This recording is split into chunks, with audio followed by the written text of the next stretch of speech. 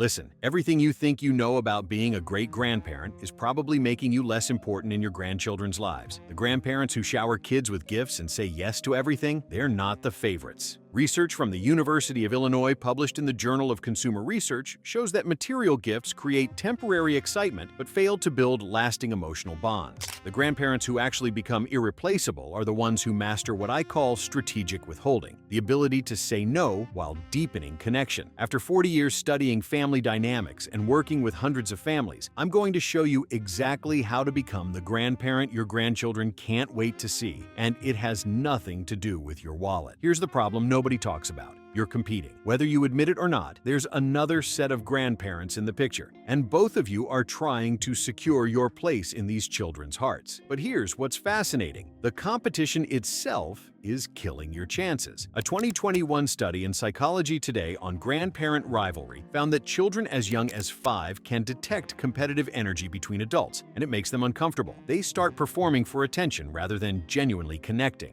So the first thing you need to understand is that this isn't a competition you can win by trying harder. You win by playing an entirely different game.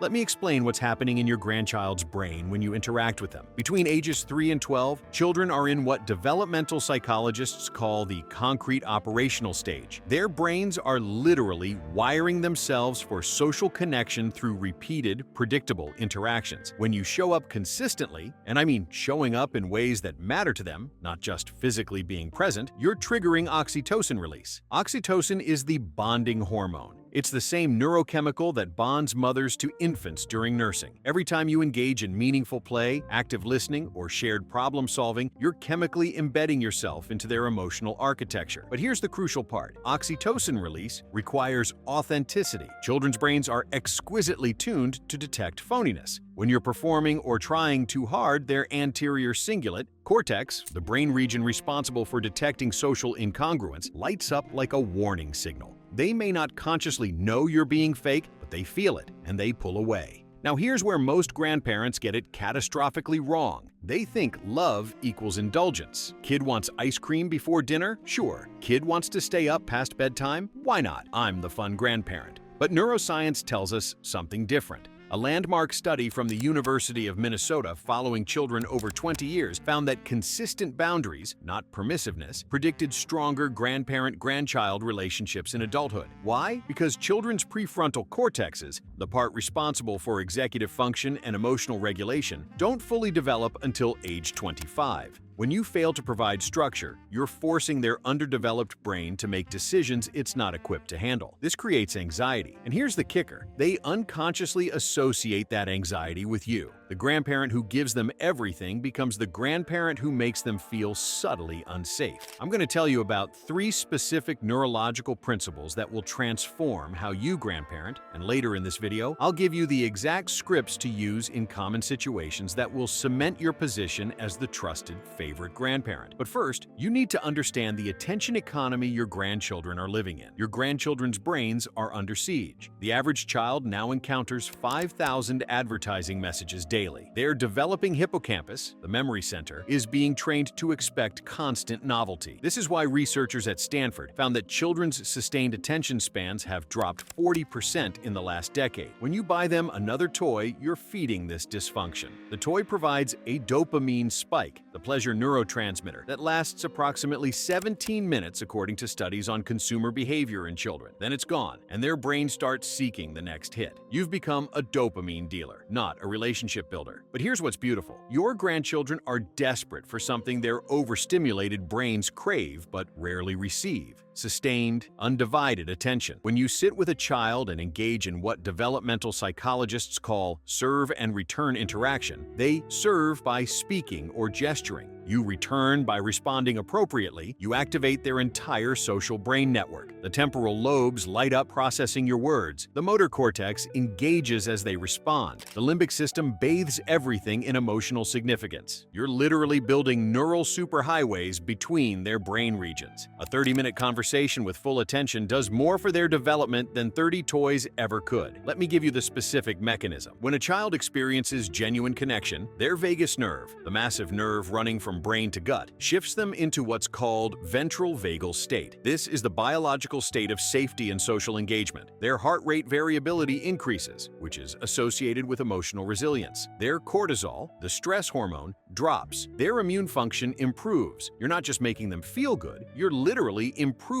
their physical health. And their brain stamps this experience with your face, your voice, your presence. This is how you become unforgettable. Now I'm going to reveal something that might make you uncomfortable, but it's essential if you want to be the favorite. You must become fluent in your grandchildren's current reality, not the childhood you remember. I've watched hundreds of grandparents fail at this. They talk about how we played outside until the streetlights came on, and we didn't need all these participation trophies. This creates what psychologists call generational dissonance. Your grandchild's amygdala, their threat detection center, interprets your nostalgia as criticism of their world. And since their world includes their parents, their friends, and themselves, they feel criticized. Not consciously, but the feeling is there. Instead, you need to do something radical. Become a student of their world. And I'm not talking about superficial knowledge. If your grandchild loves Minecraft, you need to understand that it's not just a game. It's a computational thinking environment teaching them spatial reasoning and resource management. Studies from MIT show that sandbox games like Minecraft activate the same brain regions as engineering problem solving. When you dismiss it as just staring at a screen, you're dismissing something that's actually developing their cognitive architecture. But when you ask, "Can you show me the redstone circuit you built?" when you use their vocabulary, you're speaking their language. Their brain interprets this as, "This person sees me. This person values what I value." The medial prefrontal cortex, which processes self-relevant information, links you with their identity. Comment below and tell me, what's one thing your grandchild is passionate about that you've never fully understood? I want to know because I'm going to address common ones later in this video with specific ways to engage. Here's the framework I've developed over decades that works regardless of your grandchild's age or interests. I call it the 3 Ps: presence, patterns, and preservation. Let me break down each one with the neuroscience behind it. Presence isn't about quantity of time, it's about quality of attention. Mirror neurons in your brain and your grandchild's brain fire when you're fully engaged with each other. These neurons literally make you feel what the other person is experiencing. When you're checking your phone while they're talking, their mirror neurons detect your disengagement. They feel rejected even if you're nodding along. But when you put everything aside, make eye contact, and respond to their emotional content, not just their words, their brain releases not just oxytocin, but also serotonin, the well-being neurotransmitter. You become associated with feeling good about themselves. I want you to try something specific. Next time you're with your grandchild, set a timer for 15 minutes. During those 15 minutes, pretend they're the most fascinating person on Earth. Because here's the secret, they are. Their brain is making millions of neural connections every day. They're constantly discovering new things about themselves and the world. When you treat them as fascinating, you're not pretending. You're recognizing reality, and they can tell the difference. Patterns are about creating predictable rituals that become emotional anchors. The hippocampus loves patterns. It's how memory works. When you create a repeated ritual, every visit starts with hot chocolate and a check-in about their week, or Sunday afternoons always include a walk to the same park. You're building what neuroscientists call memory consolidation. These experiences move from short-term to long-term memory and eventually become part of their autobiographical self. Years from now, when they smell hot chocolate, they'll think of you. When they walk through a park with their own children, you'll be there. This is how you become immortal in their consciousness. But here's what's critical. The ritual must be about connection, not consumption. Taking them to the toy store every visit creates a pattern. Yes, but it's a pattern of transaction, not relationship. Their brain learns, grandma equals getting stuff. When you're gone, they miss the stuff, not you. But taking them to feed ducks at the pond, having them help you bake bread, teaching them to identify bird calls, these create patterns of shared experience. Their brain learns, grandpa equals discovery, safety, joy. Preservation is about being the keeper of family stories and identity. This might be the most important role you have. Children between 6 and 12 go through what Erik Erikson called the industry versus inferiority stage. They're building their sense of competence and their understanding of where they fit in the world. When you tell them stories about their parents as children, about family history, about challenges you overcame, you're giving them a narrative identity. Research from Emory University found that children who know family stories have higher self-esteem self-esteem and better coping skills. Why? Because they understand they're part of something larger than themselves. Their struggles aren't unique. They're part of a family pattern of facing and overcoming challenges. But you have to tell these stories right. Don't give them lectures. Don't say, "When I was your age, I walked 5 miles to school." That triggers their defensive circuits. Instead, make it collaborative. "You know, your dad used to hate broccoli just like you. Want to hear about the time he tried to hide it in the dog's bowl?" Now you're not lecturing, you're sharing. Their default mode network, which activates during storytelling and social cognition, links this story to their existing knowledge about their dad. You're literally weaving their brain's neural network tighter. I'm about to give you specific phrases that work based on psychological principles. But first, I need to tell you about the biggest mistake I see grandparents make, and it's costing them everything. You're trying to be their friend. Stop it. They have friends. They need you to be something different, a safe harbor. Developmental psychologist Yuri Bronfenbrenner's ecological systems theory explains that children need multiple layers of support, each serving different functions. Parents are the primary attachment figures, providing daily structure and discipline. Friends provide peer learning and social skill development. But grandparents, you occupy a unique space called the intergenerational buffer zone. You're close enough to love unconditionally, but distant enough to not be responsible for daily discipline. This gives you enormous power if you use it correctly. When your grandchild comes to you upset about something their parents said or did, your instinct might be to either defend the parents or side with the child. Both are wrong. What their brain needs is validation without judgment. That sounds really frustrating. Activates their insula, the brain region for emotional awareness, without triggering their amygdala's threat response. You're teaching them emotional literacy, the ability to name and process feelings, which is one of the strongest predictors of adult mental health according to longitudinal studies from UCLA. But here's where it gets tricky. You also can't undermine the parents. When you do, you create what's called loyalty conflict. The child's brain, which desperately needs to trust their primary caregivers for survival, goes into a stress state, trying to reconcile conflicting messages. Cortisol floods their system. The relationship with you, instead of being a safe harbor, becomes another source of anxiety. I've seen grandparent relationships destroyed by this. The child eventually associates you with that uncomfortable internal conflict and pulls away. So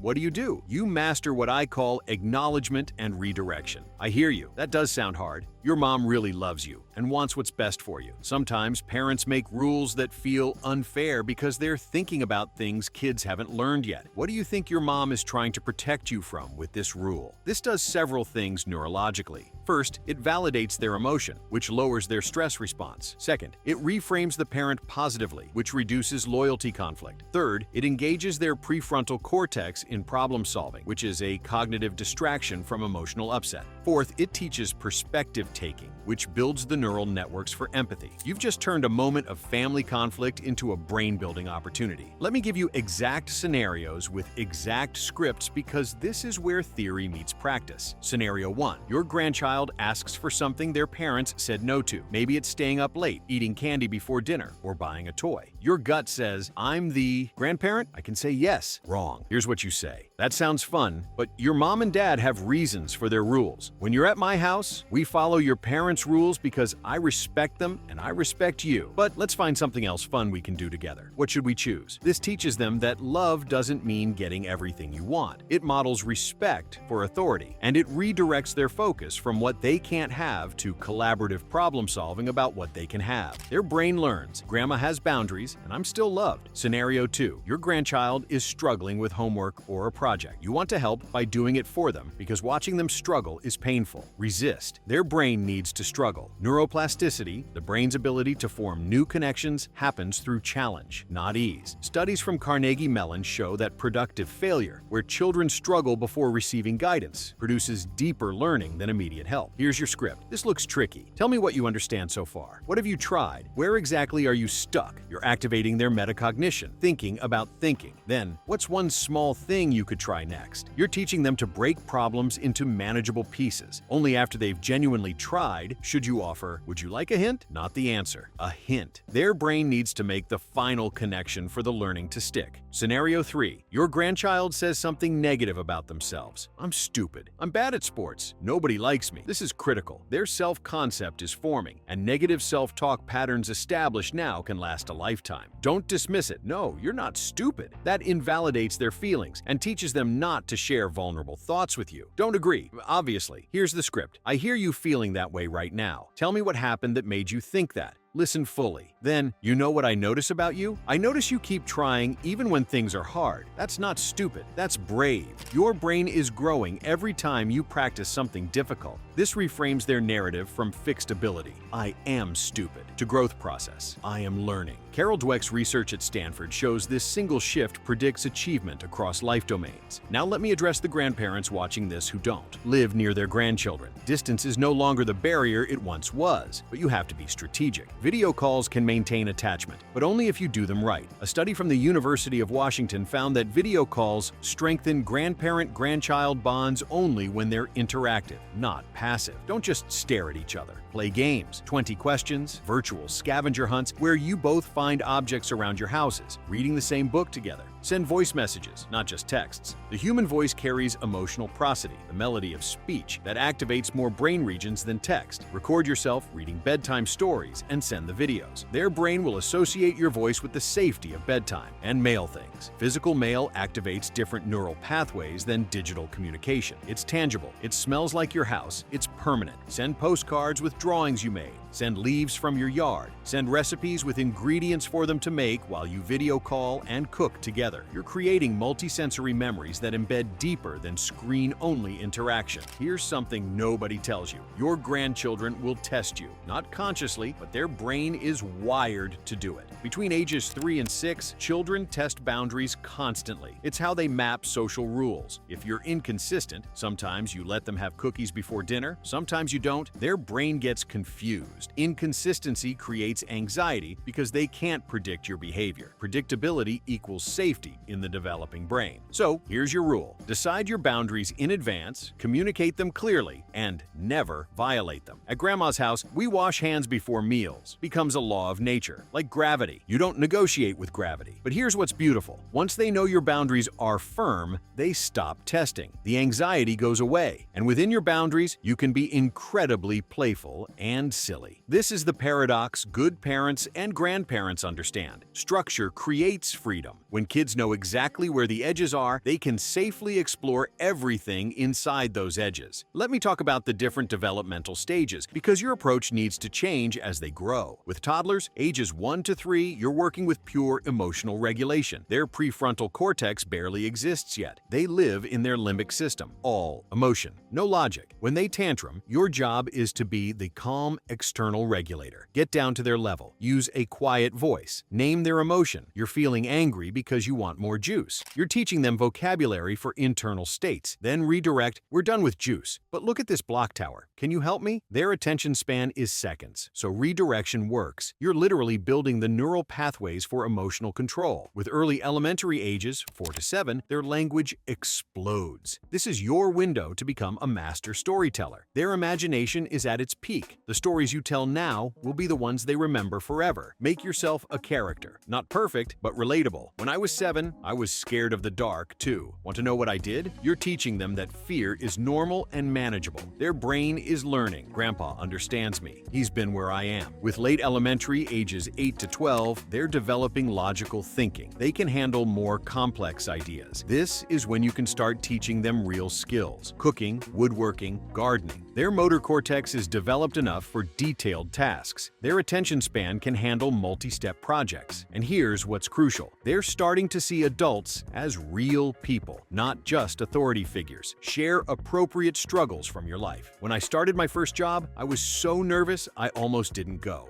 Vulnerability builds connection. They learn. Grandma is strong, and she's had fears. I can be both strong and afraid. With teenagers, 13 to 18, everything changes. Their prefrontal prefrontal cortex is remodeling. They're literally losing their minds in a neurological sense. The limbic system dominates. They're emotional, impulsive, and desperate for independence, while simultaneously terrified of it. Many grandparents lose their teenage grandchildren because they don't adapt. You cannot treat a 14-year-old like a 7-year-old. Your job now is to be the adult in their life who asks questions without judgment. How's school? Gets one-word answers. What's something interesting that happened this week? Opens conversation. If you could change one thing about your school, what would it be? Engages their emerging identity formation. Teenagers desperately need adults who take them seriously. Their brain is asking, am I capable? Do I matter? When you dismiss their interests, their music, their fashion, their opinions, you're answering, no, you don't matter. But when you ask genuine questions about things they care about, when you listen without trying to fix or judge, you're answering, yes, you're becoming someone interesting. I want to know that person. This is how you remain relevant through the teenage years when many grandparent relationships fade. One more critical thing about teenagers, they need you to maintain boundaries while respecting their growing autonomy. This is delicate. They'll push. They'll ask to do things their parents wouldn't allow. You say, I need to check with your parents first. If they say it's okay, I'm okay with it, but I won't go around them.